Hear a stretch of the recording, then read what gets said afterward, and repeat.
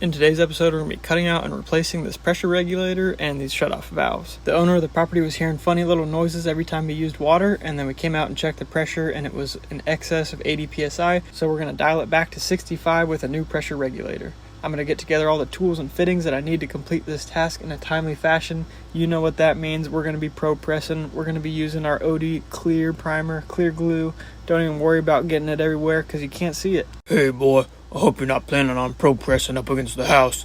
You'll have no more pipe left to work with, boy. Yep, as I pulled up to this job, I heard you whispering in my ear, and I thought, you know what, I am going to sweat this top tee. Oh, well, if you're getting the torch out, you might as well sweat the bottom fittings, huh? Would you take out a loan to buy all those fittings and tools? The good news is these tools actually pay for themselves. If you count all the time that you're going to save, this tool is making me money. It was at this moment that I realized I messed up. I needed to lower these bottom connections. Luckily, Sioux Chief left me some meat on this pipe to cut it off and remedy it. Hey, that ball valve has a red handle. That means it's not lead-free. That's for hydronic use only. Although Viega manufactures their hydronic ball valves with red handles, there's no international code for which handle color you have to put on which ball valve. This is a Legend ball valve, and it's lead-free, and it just so happens to have a red handle. Thank you for coming to my TED Talk. I hope you enjoyed watching this video as much as I enjoyed making it. Have a great rest of your day.